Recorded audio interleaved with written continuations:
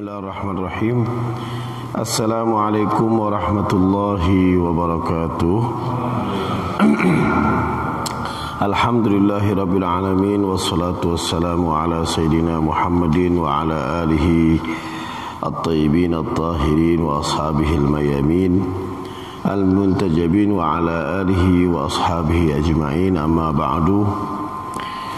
Jamaah sekalian,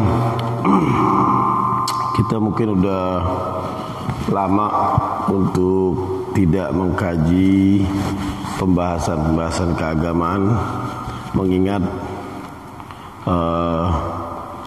Allah lagi memberikan ujian kepada kita. Tapi insyaallah dengan meluangkan waktu kita untuk menuntut ilmu, semoga apa yang kita pelajari ini mendapatkan barokah dari Allah Subhanahu wa taala.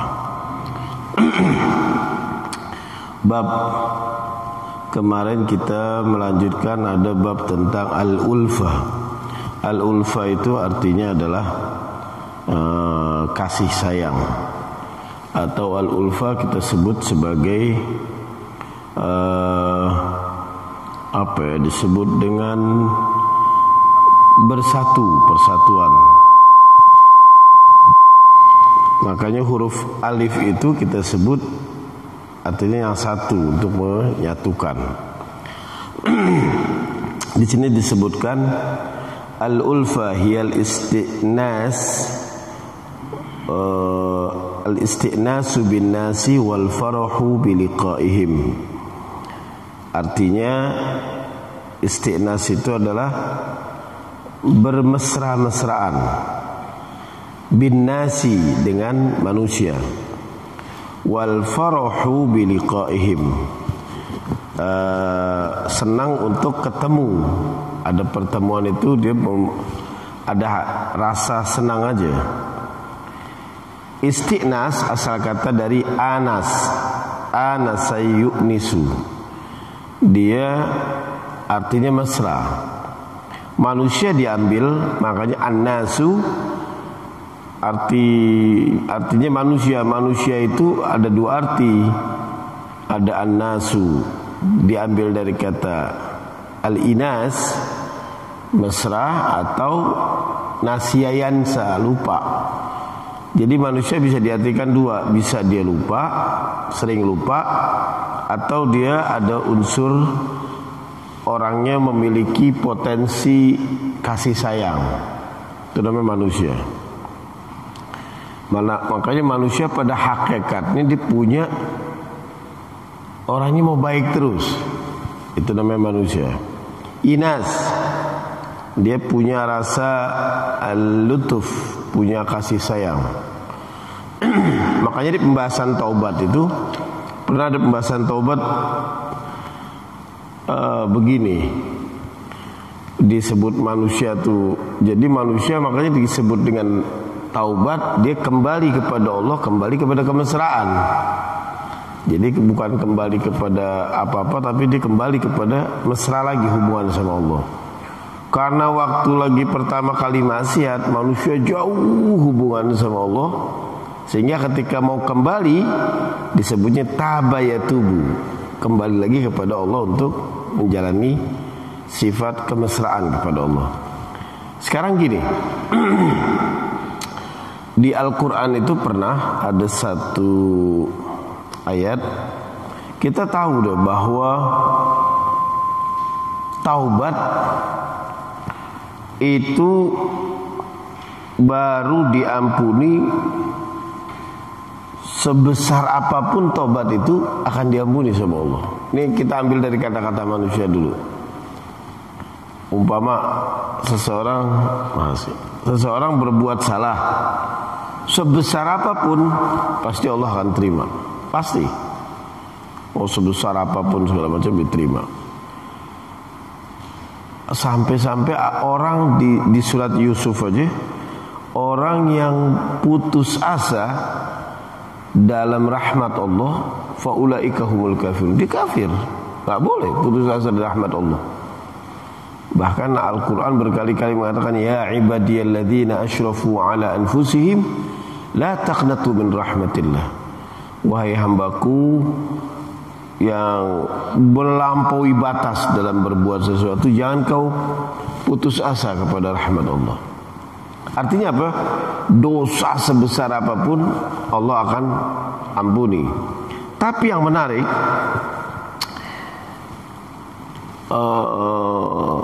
sampai-sampai di zaman Harun ar-Rasyid itu ada orang lagi Ramadan dia nggak puasa, dia ninggalin sholat. Sampai tuh orang tanya, kamu kenapa kok kayak nggak peduli lagi dengan syariat-syariat Allah? Sebenarnya aku sudah putus asa sama rahmat Allah. Kenapa? Dia ceritakanlah bahwa dia sudah bunuh beberapa orang satu demi satu, sampai dia udah nggak ada yakin sama sekali dia bakal masuk surga. La taqnatu min rahmatillah. Jangan sampai putus asa dengan rahmat Allah. Tetapi itu kan poinnya. Nah, yang kedua, kalau kita lihat ada ayat Allah, perhatiin ada satu ayat yang berfirman begini. Yang dikatakan bahwa orang itu baru terima taubatnya sama Allah kalau dia ya'maluna su'a bi jahalatin. Innamat taubatu 'ala Allah, sesungguhnya taubat itu baru diterima sama Allah lilladzina ya'maluna su'a bi jahalatin, kalau dia melakukan keburukan karena dia nggak tahu, ya kan? Artinya apa? Artinya Allah baru terima taubat kalau orang itu menjalankan dosa berdasarkan tidak tahu. Sekarang berarti mafhumul mukhalafahnya apa? Lawan katanya, orang itu kalau menjalani dosa bi'ilmin, dengan tahu, diterima gak sama Allah? Gak diterima. Kan gitu logikanya. Sekarang ayat bilang apa? Innamat taubatu 'alallahi lilladzina ya'maluna su'a bijahalatin. Lihat ayatnya. Sesungguhnya Allah baru terima taubat kalau dia melakukan keburukan karena kebodohan, karena dia nggak tahu. Sekarang kita ini menjalankan maksiat karena tahu nggak? Tahu. Diterima nggak sama Allah? Lalu, sedangkan katanya dosa apapun akan diampuni. Ini gimana gitu? Orang yang apa ya, korupsi aja, dia akan wasiatin anaknya nggak boleh korupsi. Kenapa? Dia tahu korupsi itu buruk. Orang yang narkoba akan menjaga anaknya jangan sampai kena narkoba. Kenapa? Dia tahu narkoba itu buruk. Maaf. Orang yang penzina, yang tukang mainin perempuan umpama, dia akan wasiatin anaknya nggak boleh sama perempuan gitu. Kenapa? Dia tahu kalau itu perbuatan buruk. Nah, ketika lagi melakukan perbuatan buruk gitu gimana? Diterima nggak sama Allah? Ya malu nasu'a bijalatin. Wah, ini PR nih. Waduh, iya juga nih. Ya. Iyalah, di surat Nisa itu ayat 17 sampai 18 sampai kalau nggak salah. Jadi ini problemnya gimana? Pertama ada yang statement mengatakan dosa apapun akan diampuni sama Allah. Tapi ayat yang mengatakan innamat taubatu 'alallahi lilladzina ya'maluna su'a bijahalatin. Sesungguhnya taubat itu baru diterima kalau dia melakukan perbuatan dosanya karena kebodohannya. Tapi ternyata selama ini kita melakukan dosa bukan karena ketidaktahuan, karena tahu gitu. Wah, diterima gak? Bingung gitu. Nah ini perlu kita bahas. Makanya manusia itu awal katanya dari situ. Sekarang gimana caranya? Berarti yang mengamalkan itu manusia itu pada hakikatnya yang kalau umpama ini ayat dibacakan dan diartikan secara letterlek, orang frustrasi, nggak ada mau taubat. Iyalah, waduh, karena hampir seluruh manusia berbuat dosanya karena dia tahu, karena ketagihan. Summa yatubuna min qarib, kemudian dia harus segera bertobat. Bagaimana caranya? Baru kita mulai di sini. Ternyata yang dimaksud dengan bijahalatin bukan karena ketidaktahuan. Karena apa? Karena dimensi binatang itu menguasai dimensi kemanusiaan. Jadi bukan karena kebodohan. Dulu ada iklan itu ya, di TV itu ada iklan apa tuh? Yang Boris Yeltsin main layangan, ada yang mancing, ada yang ini. Terus diakhiri dengan kalimat, dalam diri manusia ada sifat kekanak-kanakan, kan gitu ya. Nah, itu Anda pengen bikin iklan gitu juga tuh sebenarnya. Ketika mahasiswa dipukuli sama aparat, di dalam tubuh manusia ada unsur binatang gitu. Iya kan ada. Karena ada gitu. Ketika tawuran pelajaran, antar pelajar tuh tawuran timbuk-timbukan, ternyata di antara, jadi kita kutip tuh, ada pelajar lagi ini, ada ini lagi dieksploitasi habis-habisan. Israel lagi bantai itu rumah ini, baru ditutup dengan dalam diri manusia terdapat jiwa kebinatangan. Karena iya benar. Yang ngomong siapa? Imam Ghazali. Imam Ghazali bilang dalam diri manusia ini ada quwwatun bahimiyah, ada kekuatan binatang. Bahimiyah, binatang. Jadi yang difikirin adalah bagaimana nyari nikmat dan mengejar kenikmatan, titik. Kalau manusia kan ada nikmat, ada bahagia. Ada nikmat, ada bahagia. Billy umpama lagi makan soto, itu bahagia apa nikmat? Nikmat, bukan bahagia. Gimana Billy rasanya? Bahagia? Nggak ada. Nikmat deh. Nikmat berbeda, lebih unsur kesyahwat. Kalau bahagia ke ruhani, makanya ada ruhani dan jasmani. Nabi Muhammad Sallallahu Alaihi Wasallam mengatakan dalam hadis, lisaimi farhatan, untuk yang berpuasa ada dua kebahagiaan. Puasa kok bahagia? Kan nggak makan. Beda, karena dia bahagia urusannya. Farhatun indal iftar wa farhatun inda liqa'i rabbih. Bahagia di saat buka, bahagia lagi di saat ketemu Allah. Bahagia, kan lapar, bahagia. Karena bahagia itu urusannya ruhani. Kita diving, kita hacking, wah capek, bahagia gak? Bahagia, malah capek gitu. Karena kebahagiaan ada di ruhani, bukan di jasmani. Ya, sama manusia juga begitu. Dalam tubuh manusia ada sifat kebinatangan. Jadi sebenarnya kata manusia dalam bahasa Arab ini mesra, baik. Jadi karena kita ini mungkin baca buku psikolog barat yang selalu mengartikan manusia itu agresif, manusia itu dibilang arogan, akhirnya kita terpengaruh dengan teori itu.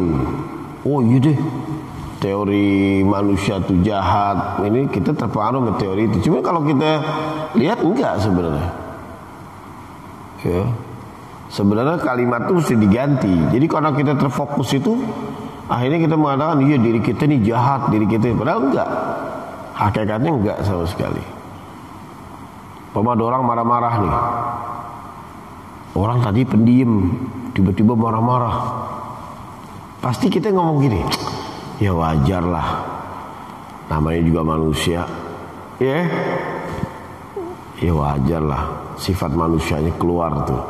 Sebenarnya bukan, sifat binatang yang keluar. Maksudnya kalau ada orang marah-marah tuh, kamu nih menyinggung saya terus, saya sudah sabar, gini juga saya manusia. Salah dia, gini juga saya binatang. Maksudnya begitu. Karena apa ya? Unsur binatangnya kan gitu ya. Aneh ngelihat ada orang tuh salah semua teorinya. Ada gak orang marah-marah gitu? Gak ada kali ya. Kamu jangan macam-macam nih, gini juga saya binatang. Gak ada gak kamu gitu? Gak ada. Karena apa? Unsur yang bikin dia marah itu sebenarnya binatang. Nah itu. Kalau gini juga saya manusia. Enggak. Manusia dikatakan di sini apa? Anas. Orang yang punya sifat rasa mesra kepada Allah. Iyalah. Makanya Allah berdialog tentang saling mengenal. Enggak ada ya ayyuhalladzina amanu di surat Al-Hujurat itu terakhir. Udah yang lain ya ayyuhalladzina amanu ditutup dengan ya ayyuhan nasu inna khalaqnakum min dzakarin wa untha. Wahai manusia, aku ciptakan laki-laki dan perempuan. Wa ja'alnakum syu'uban wa qabaila lita'arafu. Kamu suku-suku agar saling mengenal. Kenapa disaling mengenal? Karena ada perbedaan. Kalau nggak ada perbedaan, ngapain saling kenal? Anu udah kenal yang penting. Ngapain saling kenal? Karena kenalin nih. Oh iya, karena kita nggak kenal. Jadi mestinya begitu tuh. Orang yang marah-marah mesti diganti bahasanya. Kamu jangan macam-macam sama saya. Gini-gini juga saya binatang. Oh, jadi gak ada yang marah jadinya. Ya. Nah, orang yang melakukan jahat sebenarnya adalah bil jahalatin, dengan kebodohan. Sifat binatangnya menguasai sifat kemanusiaan. Sebenarnya gak ada. Berarti bisa gak diterima? Bisa. Karena sifat itunya masih dikuasai. Berarti dia tahu, tapi sifat kebinatangannya menguasai. Ya, itu yang dimaksud dengan bijahalatin, bukan karena tidak tahu, tapi karena sifat kebinatangannya menguasai itu. Tapi seluruh taubat dia diterima sama Allah Subhanahu wa taala. Yang berikutnya, manusia ini untuk kembali kepada Allah, al-istinas, kembali kepada Allah, suka kita ini nggak tahu ya. Dari kecil kita dicerita ini kan, yang lagi COVID gini yang meninggal banyak. Pagi-pagi baru dengar WA tuh dinyala, si ini meninggal. Ya Allah, si ini meninggal. Akhirnya kita trauma. Kata Ibnu Sina malah mengatakan, bukan penyakit yang membuat kamu meninggal, tapi rasa takut yang membuat kamu meninggal. Jadi sebenarnya kita dibunuh merasa takut, bukan penyakit yang membunuh kita. Makanya waktu lagi di sekolahan tempat saya ngajar tuh pada swab, di swab nih, udah pada pucat mukanya. Kata kantor, swab semua, pucat mukanya. Saya bilang, wah pada pucat deh. Ada bilang gini, wah gimana nih sugestiin, gimana? Gini. Ustaz, sugestiin Ustaz, kasih motivasi. Gini kumpul. Nanti kita di swab. Iya, security pada. Kalau umpama nanti hasilnya positif, tenang aja. Kita nenangin diri, kita iniin, udah di rumah nikmatin. Ente mau nonton YouTube, mau nonton apa terserah. Jadi jangan dibilang terzikir dekat, oh itu makin stres dia. Jangan diomongin gitu dulu, ngomongin yang enak-enak. Dia menonton YouTube terserah, mau ngapain terserah, yang penting di rumah ente disuruh istirahat, tanda sama Allah. Kalau negatif alhamdulillah. Dan Anda bilang penyakit itu yang bunuh rasa takut, bukan penyakitnya. Ente lihat tuh yang sembuh banyak, Anda bilang. Deh, yang kedua sekarang ambil air hangat yang panas. Udah, minum habbah sauda. Itu cuma sugesti doang tuh. Dia menganggap dengan ini kagak ini minum. Benar nih Bib? Iya deh, pokoknya benar. Swab semua. Hasilnya apa? Negatif semua. Mungkin karena itu Nabi Isa doain umatnya apa? Sini, aku doakan kau dengan keyakinanmu. Dengan yakinnya. Orang kalau ada orang yang ke dokter belum nyampe, udah sembuh, sugesti. Ya udah kita ke dokter itu aja, udah baik deh. Karena punya mertua gitu tuh. Uring-uringan. Kena ke dokter itu deh. Yukeng namanya, dokter Yukeng apa sih? Dokter apa tuh namanya, lupa loh. Baik. Belum nyampe udah baik. Kita punya laptop aja kadang nih. Laptop ngaco. HP. Panggil teknisi. Belum nyampe udah sembuh tuh orang. Tuh laptop. Nih laptop saya begini nih. Nah kagak jadi. Pas ada orang kagak ada. Yang mana Bib? Lalu, nah tadi kagak bisa gitu. Ada unsur-unsur begitu. Gak masalah sebenarnya. Akhirnya apa, di swab semua negatif. Nah kita nih ceritain kematian. Ada ustadz-ustadz yang hobi kalau ceritain mati, dia kayak ini kalau ngeliat jamaahnya pucat, dia menikmati itu. Menikmati jamaahnya sampai takut gitu. Wah, dia makin menikmati dia. Ada. Anak tuh ngeliat, ya Allah, tuh nggak tahu tuh dosa apa kagak ya. Iya ada yang cerita, pokoknya akhir zaman, nanti akhir zaman bakal begini ini. Wah, itu yang hadir tuh sampai astagfirullah, dan dia menikmati. Ada motivator-motivator tertentu, ukuran motivasinya berhasil kalau nangis jamaahnya. Semakin semakin berhasil deh. Oleh karena itu, karena nangis dia. Anda pernah cerita ya, yang ikut apa? Kajian begitulah yang disuruh ikut kajian yang sampai nangis-nangis.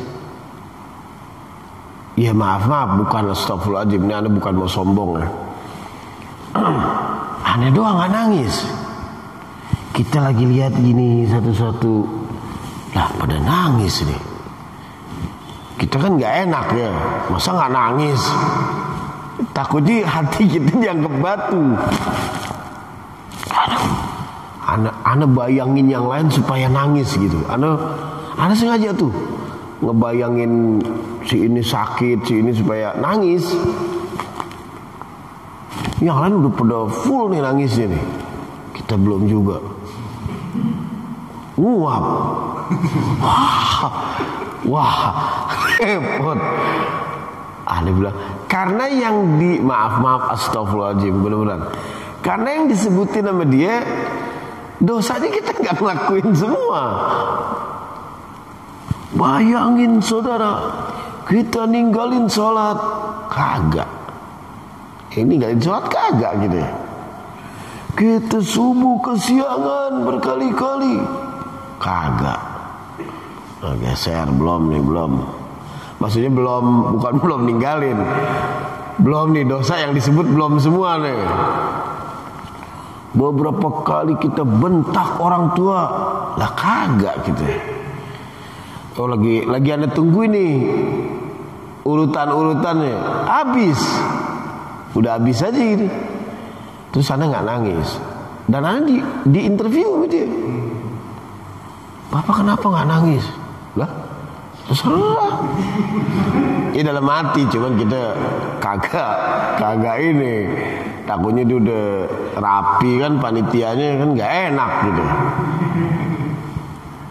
Lah dia bilang, oh iya Pak, nggak, ya untuk supaya biar kita anggap sukses acaranya mungkin Anda pas-pasin lah nih adek. Ya mungkin hati saya masih keras. Oh Bapak jadi harus, oh mungkinan dia. Kita ngomong oleh karena itu Bapak harus. Udah. Cuman Anda mau bilang ya terserah, nggak nangis juga nggak apa-apa. Nah ada orang-orang tertentu ukuran berhasil dan tidak itu dinangis. Ketika ngegerung makin pingsan, berhasil deh. Pingsan tuh. Nah ada orang-orang tertentu begitu, diceritain, maksudnya mau menarik orang tuh supaya ke Islam, ceritanya serem-serem. Karena memang mental kita, kalau Sayyidina Ali mengatakan ada orang mentalnya 3, mental pedagang, mental budak, sama mental pecinta. Ada orang mental budak, ada orang mental pedagang. Kalau mental pedagang kata Sayyidina Ali, dakwahin dia mencerita tentang keutamaan sholat. Sholatlah begini, kau akan mendapat pahala segini, masuk surga dari apa ya? Terserah deh mau masuk surga dari mana aja, masuk tanah keluar tanah lagi nggak apa-apa. Itu diceritain yang begitu-begitu. Dia akan semangat beribadah. Artinya barter lah. Udah sholat masa nggak masuk surga gitu. Kalau udah begini masa itu ada yang dikasih mental pedagang. Wa minhum man abadullaha bi'ibadati tajir. Pedagang. Baca sholawat ini nanti kamu akan diberikan pahala. Oh benar ada. Artinya Anda setuju. Anda nggak menyalahkan. Tapi ada orang baru ngerjain kebaikan kalau digituin. Oh gitu ya. Apalagi tuh. Oh nyatet dia semangat. Tapi jangan salah. Ada juga ada orang mentalnya mental budak. Kalau diceritain neraka baru taubat dia. Makanya kita dulu masih kecil apa ya? Nggak tahu kalau zaman aneh ya. Diceritain komik-komik yang ditojos telinganya tuh. Neraka, gambar neraka tuh lagi ditojos. Mulutnya lidahnya digunting. Wah, tatang es. Yang bikin itu tuh komik doyok. Wah, waduh, nih kayak begini lo ntar takut. Itu mental budak. Jadi dia baru sholat kalau ada gituan. Aneh nggak tahu tuh kalau umpama kata Allah, sholatlah, nggak ada siksaan lagi, kagak sholat kali dia. Karena dia takutnya begituan, ya. Atau sholatlah, tapi aku nggak kasih pahala, kayaknya agak sholat deh. Tapi ada orang ibadah yang mentalnya pecinta, mental pecinta. Seorang istri ketemu suaminya lama, berbulan-bulan gak ketemu, pas datang dia berkhidmat, dia sediain air hangat buat mandi, dia masakin, suaminya lagi mandi dia masakin segala macam, rapi tempatnya, dia tungguin datang suaminya makan. Ketika makan diperhatiin suaminya, ditanya gimana masakannya, enak gak? Itu istri bukan karena takut disiksa. Itu istri bukan karena takut mau dikasih, ntar dia gak dikasih duit, enggak. Tapi istri itu berangkat dari bagaimana pelayanan dia nih memuaskan gak dalam menghadirkan seluruh makanan. Itu berangkat dari cinta. Nah orang-orang yang dekat sama Allah ibadahnya begitu. Berangkat dari cinta. Makanya Nabi Muhammad sallallahu alaihi wa alihi berkali-kali hadis ini kita dengar tapi berlalu begitu aja. Apa waktu Nabi lagi sholat sampai tumitnya bengkak, ditanya, ya Rasulullah, emang begini sholat? Kenapa? Kok kaki kamu sampai bengkak begini? Belum puas-puas juga sholat. Apa kata Nabi? Lihat deh, afalam akunu abdan syakura. Bukankah aku belum termasuk orang yang bersyukur kepada Allah? Artinya sholatnya Nabi bukan mengejar pahala, bukan karena takut disiksa, tapi sholatnya Nabi adalah ingin mengucapkan rasa syukur atas nikmat Allah yang selama ini dikasih, dan sholatnya ini khawatir belum ngebayar semua atas nikmat yang dikasih sama Allah. Segitu Nabi. Wah, kalau kita, hajatuna ilaika kasir, hajat kita banyak ya Allah, nangisnya karena menderita. Nah ini ada orang-orang tertentu diceritain neraka dulu baru tobat.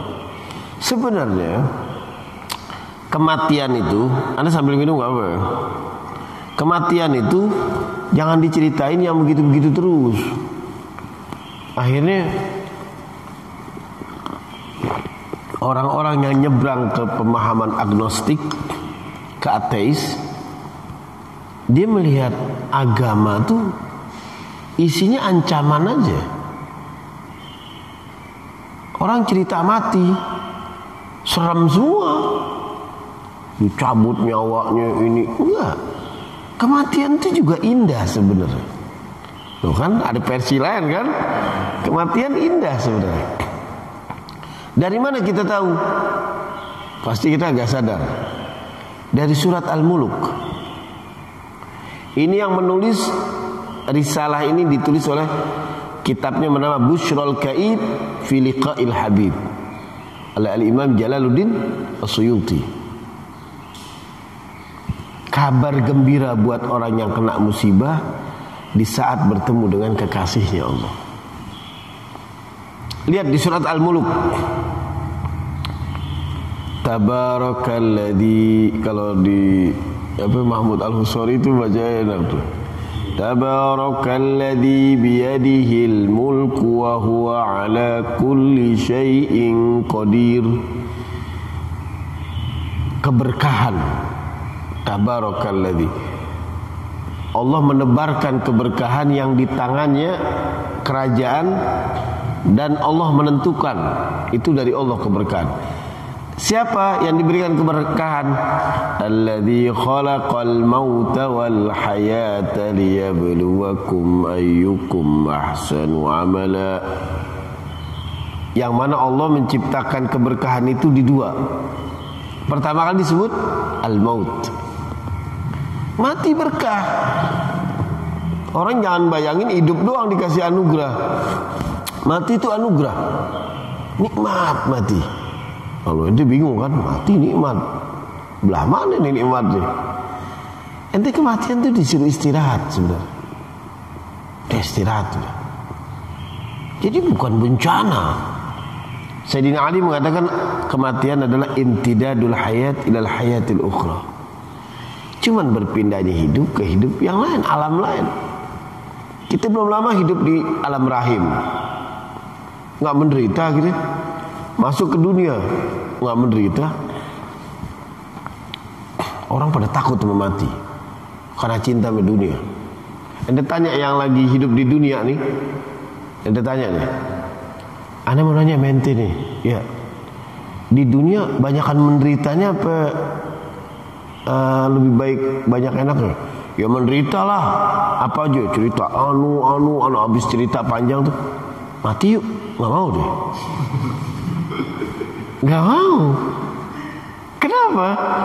Karena memang dia ngebayangin kematian kagak ini. Dia anggapnya tuh hidup tuh fun semua. Dan dia anggap orang tuh ukuran hidup tuh enak ketika punya harta. Dianggapnya begitu. Padahal salah. Level dia menganggap hidup enak tuh di harta. Orang yang punya harta, tanya deh, ente sih enak hidup. Pasti dia kagak. Pahan, menurut lu doang nih, pasti gitu nih. Dan bukan anak cuma omong kosong, anak sudah survei sama orang yang punya harta semua. Tanya, ente sih hidup enak? Enggak juga dia. Hidupnya tantangan, masalah. Dan ada orang curhat nih sama kita nih.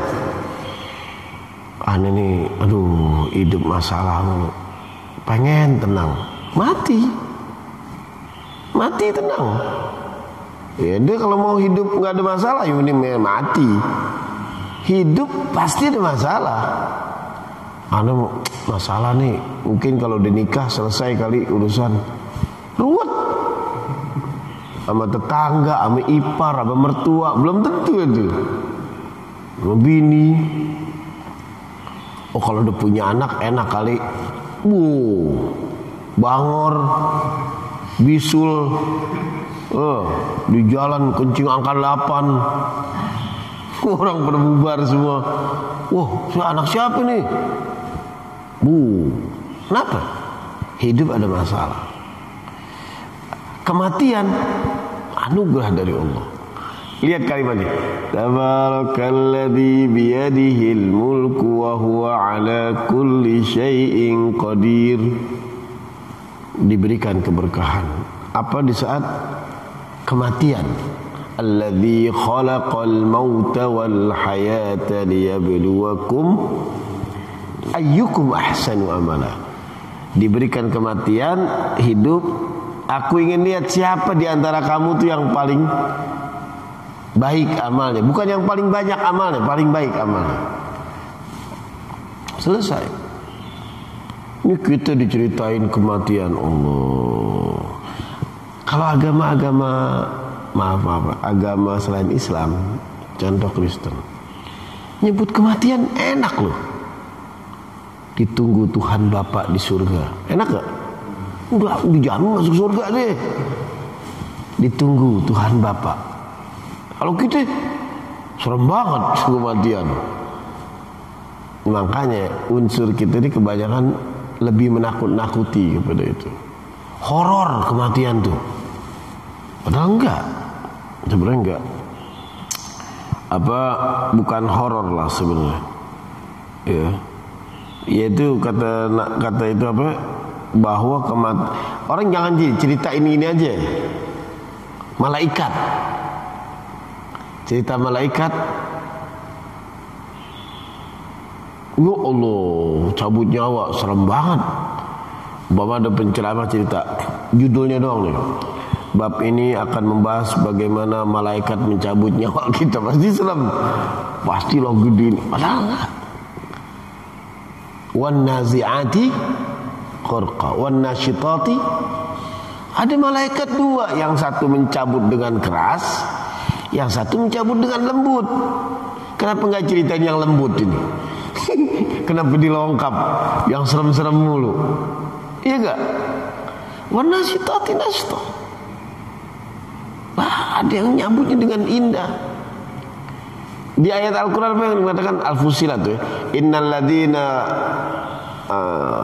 Rabbuna Allah summa istaqamu. Innal ladina qalu Rabbuna Allah summa istaqamu tatanazzalu alaihimul malaikah. Orang yang berkata kepada ya Allah kamu Tuhan kami, aku istiqamah, malaikat akan turun. Allah takhafu wa la tahzanu. Kamu enggak usah takut, enggak usah sedih.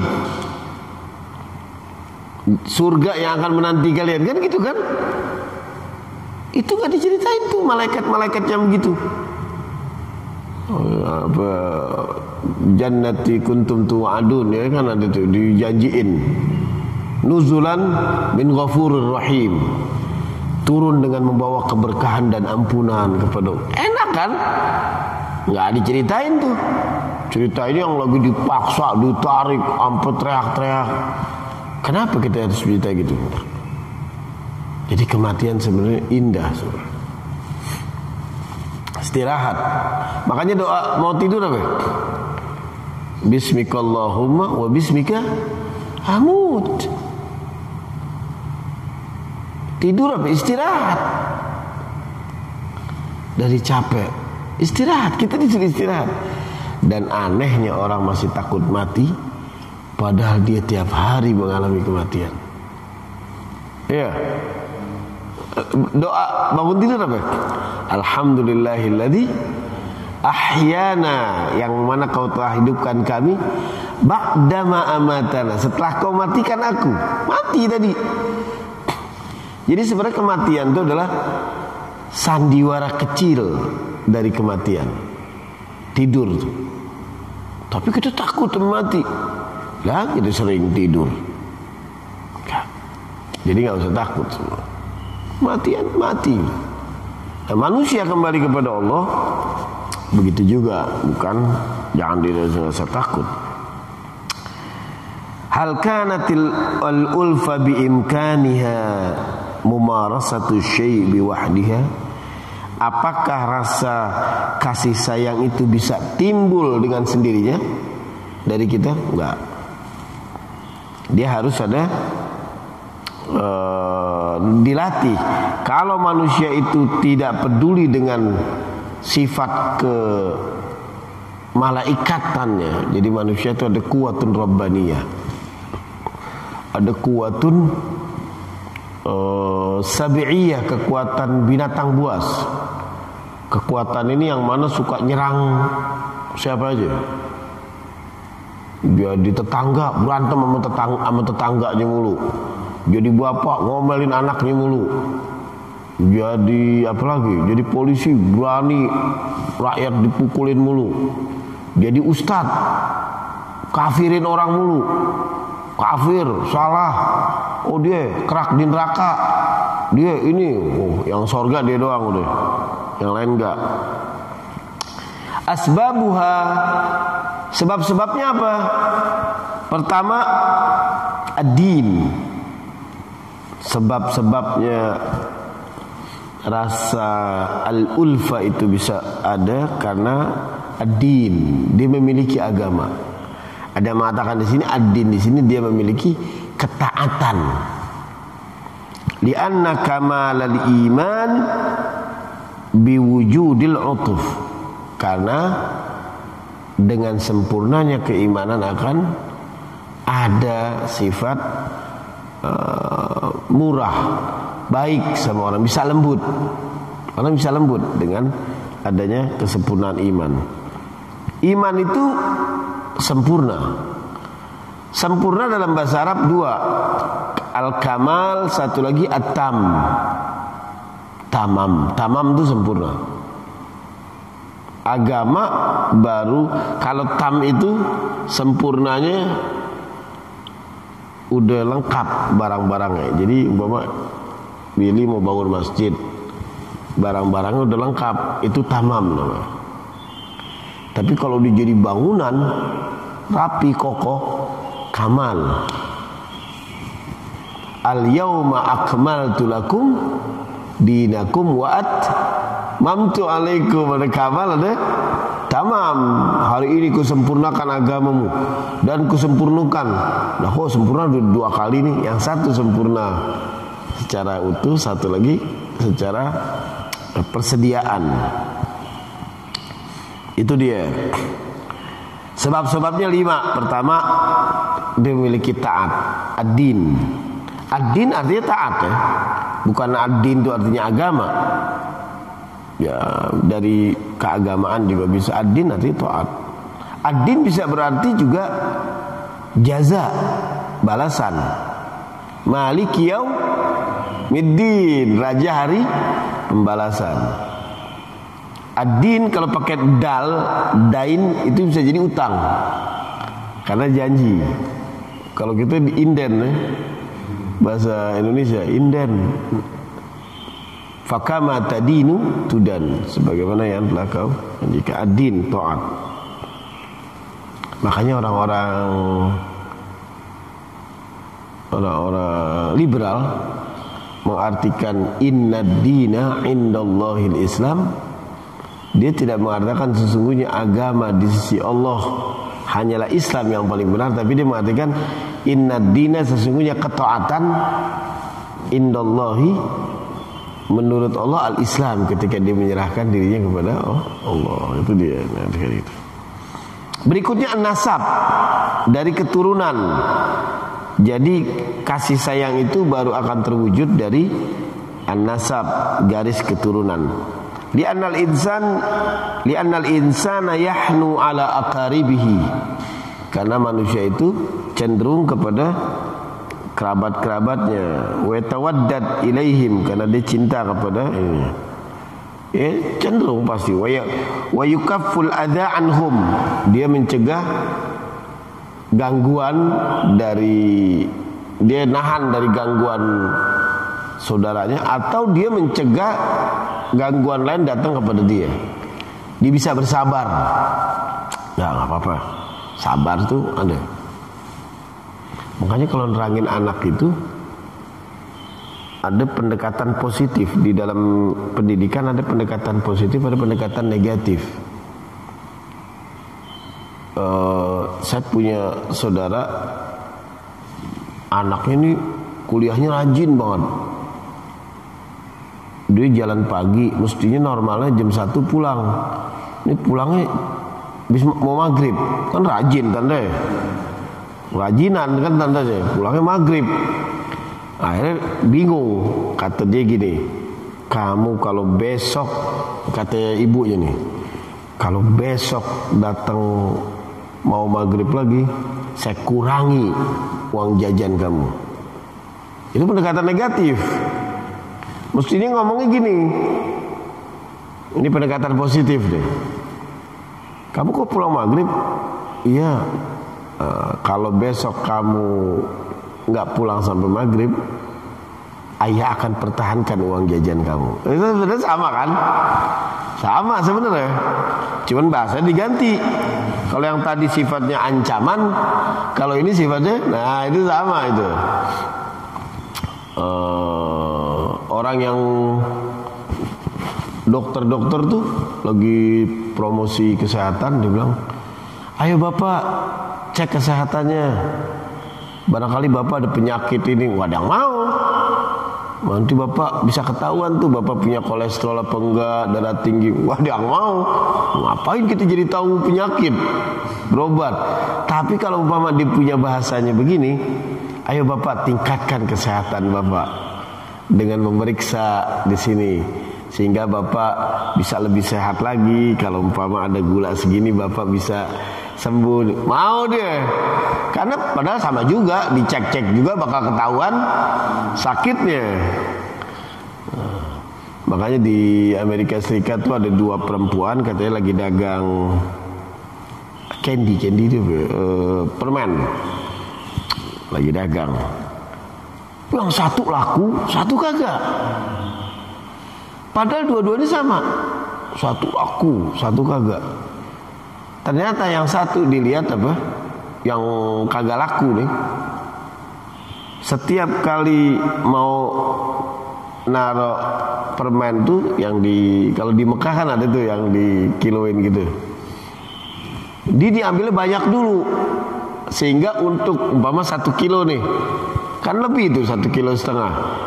Kalau ngambil banyak dulu, sehingga dia ngurangin sampai ukuran 1 kilo. Dia kurang laku tuh. Tapi yang satu dagang, dia naruh sebelum 1 kilo. Sehingga ketika belum 1 kilo kan dia nambah, ditambahin tuh, baru 1 kilo. Ternyata yang laku dia.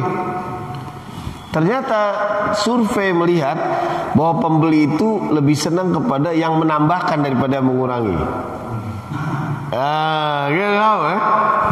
Itu namanya pendekatan positif dan negatif gitu. Jadi kalau umpama ini trik dagang tuh. Jadi kalau mau dagang tuh mau belum sampai 1 kilo, dia taruh aja, dia beli 1 kilo.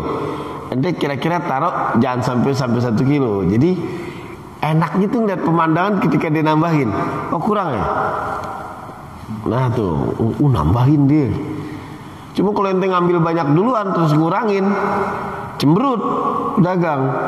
Nah itu dia kata dia. Pendekatan yang negatif. Nah, itu pendekatan negatif itu dia. Wa yukafful adza anhum. Ini udah terang nih. Berapa nih? Udah selesai ya? Iya, tinggal lanjut. Innar rahima idza tamassat ta'atafat. Apabila kasih sayang itu jika tersentuh dan mulai dirasakan akan bisa digunakan oleh orang yang melakukan tadi ya. Kalau khianah nggak bisa, orang bisa menjadi khianat juga nggak bisa. Terus Nabi juga memiliki Ar-Rauf Ar-Rahim. Nabi juga di sini memiliki dari sisi nasab. Nabi juga mengatakan bahwa yang paling terpenting adalah bersifat Ar-Rauf Ar-Rahim. Memiliki Rauf sifat. Rauf Rahim ini adalah sifatnya Allah. Satu-satunya yang menyandang sifat Rauf dan Rahim ini hanya Nabi. Kalau manusia dibilang dia orangnya Rahim, nggak boleh. Sifat Allah itu. Hanya Nabi yang bisa punya sifat gitu. Sifatnya Ar-Rauf Ar-Rahim. Sangat Rauf dan Rahim. Dan Nabi memang orangnya Al-Hilim, orangnya baik benar. Sehingga Nabi bisa mewujudkan namanya Al-Ulfah, rasa kasih sayang kepada seluruh sahabatnya. Nabi berkali-kali sorbannya diambil, ditarik sampai merah lehernya tuh empuk begini palanya. Sama sahabat minta, ada orang Badui minta sorbannya, Nabi kasih. Hilim. Hilim itu artinya apa ya? Memahami, kurang lebih lah. Udahlah kurang lebih gitu. Udahlah nggak usah diperpanjang gitu. Itu namanya al-hilim.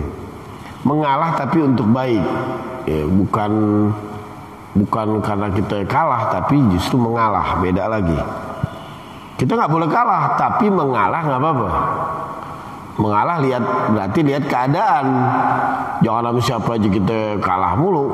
Enggak, lihat keadaan kita harus gimana ya. Ada orang teriak-teriak, wow depan kita gitu, kita pandang dulu dia, wah kayaknya kagak level deh. Dia ini kalau teriak-teriak depan orang emang asalnya nggak ada malunya. Kita nggak boleh ikut-ikutan kayak dia. Ya nggak bisa lah. Oh, janganlah. Dia tinggalin aja. Nah, senyum, nggak apa-apa.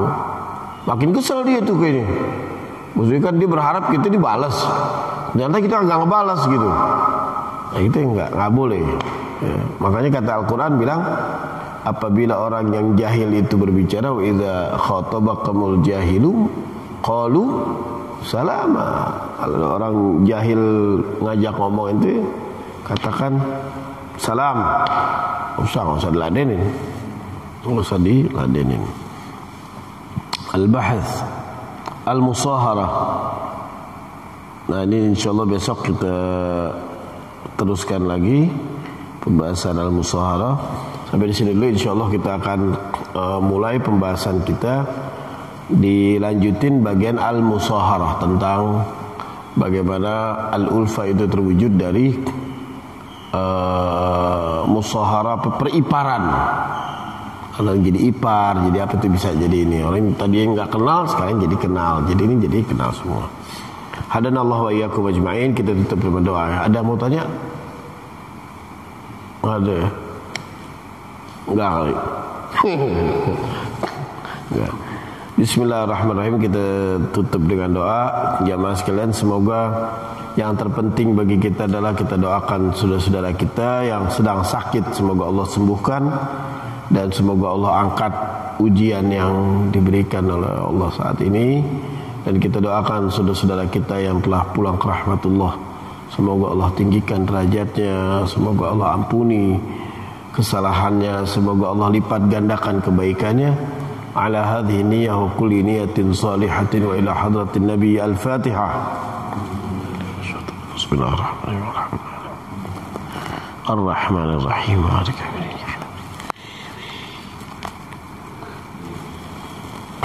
Bismillahirrahmanirrahim. Allahumma salli ala sayyidina Muhammad wa ala ali sayyidina Muhammad. Allahumma zidna ilman wa zukna fahman wasi'a. Allahumma zidna ilman wa zukna fahman wasi'a.